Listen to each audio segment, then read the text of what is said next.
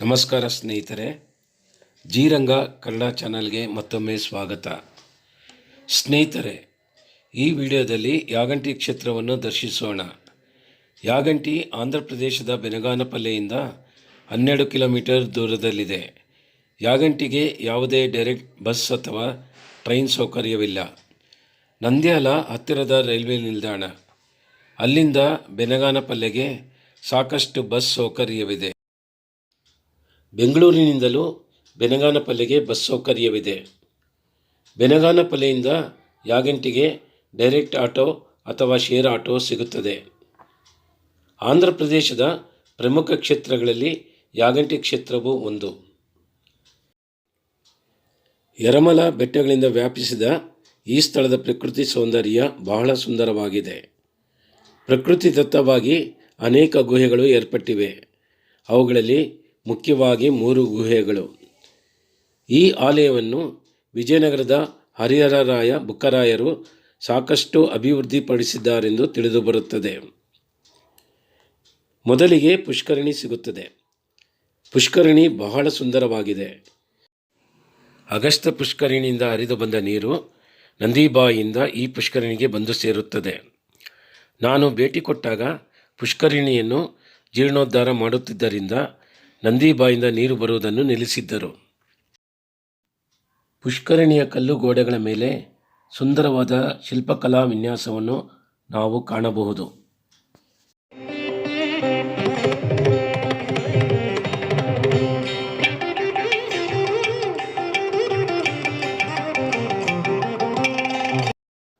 ಸ್ನೇಹಿತರೆ, ಸಾಮಾನ್ಯವಾಗಿ ಲಿಂಗರೂಪದಲ್ಲಿ ದರ್ಶನ ಕೊಡುವ ಮಹೇಶ್ವರನು ಈ ಕ್ಷೇತ್ರದಲ್ಲಿ ಉಮಾಮಹೇಶ್ವರನಾಗಿ ಭಕ್ತರಿಗೆ ದರ್ಶನ ನೀಡುತ್ತಿದ್ದಾನೆ. ಅಗಸ್ತ್ಯ ಋಷಿಗಳು ಈ ಕ್ಷೇತ್ರದಲ್ಲಿ ವಿಷ್ಣುವಿನ ದೇವಾಲಯ ನಿರ್ಮಾಣ ಮಾಡಲು ಬಯಸಿ ದೇವಾಲಯದ ನಿರ್ಮಾಣ ಕಾರ್ಯವನ್ನು ಪ್ರಾರಂಭಿಸಿದರಂತೆ. ಈ ದೇವಾಲಯದಲ್ಲಿ ವೆಂಕಟೇಶ್ವರ ವಿಗ್ರಹ ಪ್ರತಿಷ್ಠಾಪಿಸಲು ಕೆತ್ತನೆ ಕೆಲಸವನ್ನು ಪ್ರಾರಂಭಿಸಿದರಂತೆ. ಮೂರ್ತಿ ಕೆತ್ತನೆ ವೇಳೆ ಲೋಪ ಉಂಟಾಗಿ ಮೂರ್ತಿಯ ಕಾಲಿನ ಬೆರಳು ಮುರಿದು ಹೋಗುತ್ತದೆ. ಇದರಿಂದಾಗಿ ಏನೋ ಲೋಪ ಉಂಟಾಗಿದೆ ಎಂದು ಅರಿತ ಅಗಸ್ತ್ಯರು ಮೂರ್ತಿ ಕೆತ್ತನೆ ಕೆಲಸ ನಿಲ್ಲಿಸುತ್ತಾರೆ. ಆದರೆ ಆ ಸಮಯಕ್ಕಾಗಲೇ ದೇವಾಲಯವು ಸಂಪೂರ್ಣ ನಿರ್ಮಾಣವಾಗಿರುತ್ತದೆ. ನಿಗದಿಯಾದ ಮುಹೂರ್ತದಲ್ಲಿ ವಿಗ್ರಹ ಪ್ರತಿಷ್ಠಾಪನೆ ಮಾಡಲು ಅಗಸ್ತ್ಯರು ಅಲ್ಲೇ ಸಮೀಪದಲ್ಲಿದ್ದ ಉದ್ಭವ ಉಮಾಮಹೇಶ್ವರ ವಿಗ್ರಹವನ್ನು ಪ್ರತಿಷ್ಠಾಪಿಸಿದರಂತೆ. ಲೋಪವಾದ ವೆಂಕಟೇಶ್ವರ ಮೂರ್ತಿಯನ್ನು ಹತ್ತಿರವಿರುವ ಗುಹೆಯಲ್ಲಿ ಈಗಲೂ ಕಾಣಬಹುದು. ಸ್ನೇಹಿತರೆ, ಈ ದೇವಾಲಯದಲ್ಲಿ ಶಿವಲಿಂಗವಿಲ್ಲ. ಒಂದೇ ಕಲ್ಲಿನ ಮೇಲೆ ಶಿವಪಾರ್ವತಿ ಕಾಣಸಿಗುತ್ತಾರೆ. ಇವರ ದರ್ಶನದ ನಂತರ ನಮಗೆ ಕಾಣಸಿಗುವುದೇ ಈ ದೇವಾಲಯದ ಪ್ರಧಾನ ಆಕರ್ಷಣೆಯಾದ ಸ್ವಯಂಭೂವಾಗಿ ನೆಲೆ ನಿಂತ ಯಾಗಂಟಿ ಬಸವಣ್ಣ. ಇದು 20 ವರ್ಷಕ್ಕೆ 1 ಇಂಚು ಬೆಳೆಯುತ್ತಾ ಬಂದಿದೆ. ಆರ್ಕಲಾಜಿಕಲ್ ಡಿಪಾರ್ಟ್ಮೆಂಟ್ನವರು ಕೂಡ ದೃಢಪಡಿಸಿದ್ದಾರೆ. ನಂದಿಯ ಮಂಟಪದಲ್ಲಿ ಪ್ರದಕ್ಷಿಣೆ ಹಾಕಲು ಸಹ ಜಾಗವಿಲ್ಲ.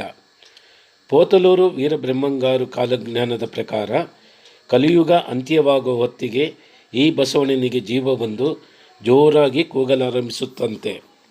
ಈ ಬಸವಣ್ಣ ಕೂಗಿದಾಗ ಪ್ರಪಂಚದ ಸಮಸ್ತ ಪ್ರಾಣಿ ಪಕ್ಷಿ ಹಾಗೂ ಮನುಷ್ಯರು ಅಸುನೀಗುತ್ತಾರಂತೆ. ಸ್ನೇಹಿತರೆ, ಈ ಕ್ಷೇತ್ರದಲ್ಲಿ ಇನ್ನೊಂದು ವಿಶೇಷವಿದೆ. ಈ ಕ್ಷೇತ್ರದಲ್ಲಿ ಕಾಗೆಗಳು ಕಾಣಸಿಗುವುದಿಲ್ಲ. ಅಗಸ್ತ್ಯ ಮುನಿಗಳು ತಪಸ್ಸು ಮಾಡುವಾಗ ಕಾಗೆಗಳು ಬಂದು ಯಜ್ಞ ಯಾಗಾದಿಗಳಿಗೆ ಅಡಚಣೆ ಮಾಡುತ್ತಿದ್ದವಂತೆ. ಇದರಿಂದಾಗಿ ಕೋಪಗೊಂಡ ಅಗಸ್ತ್ಯ ಮುನಿಗಳು ಈ ಕ್ಷೇತ್ರದಲ್ಲಿ ಕಾಗೆಗಳು ಬರದೇ ಇರಲಿ ಎಂದು ಶಪಿಸಿದ್ದಾರೆ. ಇದರಿಂದಾಗಿ ಈ ಕ್ಷೇತ್ರದಲ್ಲಿ ಕಾಗೆಗಳು ಕಾಣಸಿಗುವುದಿಲ್ಲ. ಸ್ನೇಹಿತರೆ, ಈಗ ಅಗಸ್ತ್ಯ ಪುಷ್ಕರಣಿ ಹತ್ರ ಹೋಗೋಣ. ಈ ಪುಷ್ಕರಣಿಯ ನೀರು ವರ್ಷ ಪೂರ್ತಿ ಪ್ರವಹಿಸುತ್ತಾ ಇರುತ್ತದೆ. ನೀರು ಎಲ್ಲಿಂದ ಬರುತ್ತದೆಂದು ಯಾರಿಗೂ ಗೊತ್ತಿಲ್ಲ. ಈ ನೀರು ಬಹಳ ಸ್ವಚ್ಛವಾಗಿರುತ್ತದೆ. ಯಾತ್ರಿಗಳು ಈ ಪುಷ್ಕರಣಿಯ ಹತ್ರ ತಮ್ಮ ಮೊಬೈಲ್ ಕ್ಯಾಮೆರಾಗಳಿಂದ ಫೋಟೋ ತೆಗೆಯುವುದು ಸಾಮಾನ್ಯವಾಗಿ ಕಾಣಬರುತ್ತದೆ.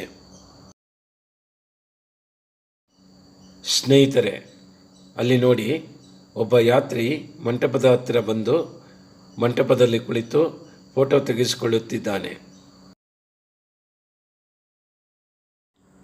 ಇದರ ನಂತರ ನಮಗೆ ಸಿಗುವುದು 3 ಗುಹೆಗಳು. ಮೊದಲನೇದಾಗಿ ಅಗಸ್ತ್ಯ ಗುಹೆ, ನಂತರ ವೆಂಕಟೇಶ್ವರ ಸ್ವಾಮಿ ಗುಹೆ, ಮೂರನೇದಾಗಿ ವೀರಬ್ರಹ್ಮಂಗಾರಿ ಗುಹೆ.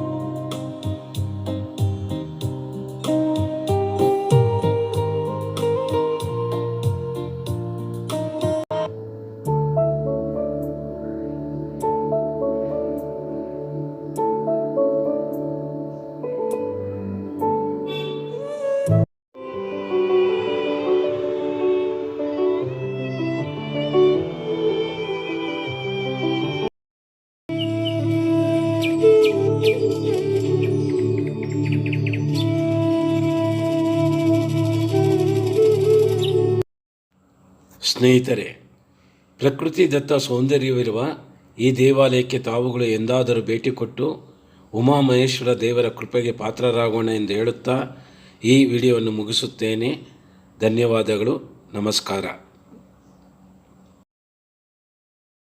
ವಿಡಿಯೋ ನಿಮಗೆ ಇಷ್ಟವಾದರೆ ಲೈಕ್ ಮಾಡಿ, ಶೇರ್ ಮಾಡಿ, ಸಬ್ಸ್ಕ್ರೈಬ್ ಮಾಡಿ ಆ್ಯಂಡ್ ನೋಟಿಫಿಕೇಷನ್ ಬೆಲ್ನ ಒತ್ತಿ. ನಮಸ್ತೆ.